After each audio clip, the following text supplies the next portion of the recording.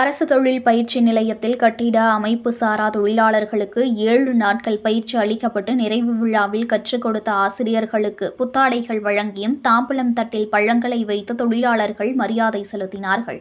தொழிலாளர் நலன் மற்றும் திறன் மேம்பாட்டுத்துறையின் சார்பில் தமிழ்நாடு முழுவதும் 50,000 கட்டுமான தொழிலாளர்களுக்கு 12 தொழில் பிரிவில் 7 நாட்கள் பயிற்சி அளிக்க வேண்டும் என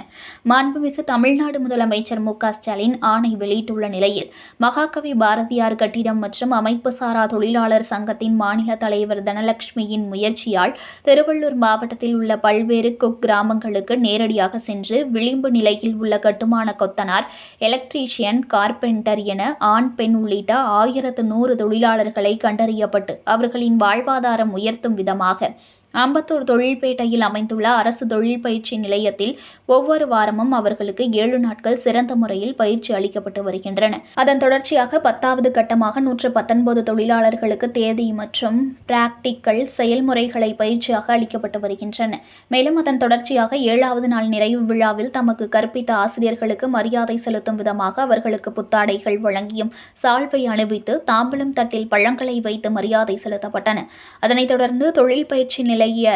டாக்டர் தனியரசு கட்டுமான தொழிலாளர்கள் கற்றுக்கொண்ட 7 நாட்கள் பயிற்சியின் மூலமாக ஒவ்வொரு தொழிலாளர்களின் வாழ்வாதாரத்தை உயர்த்தும் விதமாக தமிழக அரசு எது மாதிரியான சலுகைகள், வேலை வாய்ப்புகள் அளிக்கப்பட்டு வருகிறது என்பதை குறித்து எடுத்துரைத்தனர். மேலும் இந்த பயிற்சியில் பங்கு பெற்ற ஒவ்வொரு தொழிலாளர்களுக்கும் திருவள்ளூர் மாவட்ட தொழில் மையத்தின் மூலமாக 3 லட்சம் ரூபாயுடன் 50,000 மானிய தொகை கடன் உதவி வழங்கப்பட உள்ளதாக மகாகவி பாரதியார் கட்டிடம் மற்றும் அமைப்பு சாரா தொழிலாளர் சங்கத்தின் மாநில தலைவர் தனலட்சுமி தெரிவித்துள்ளார்.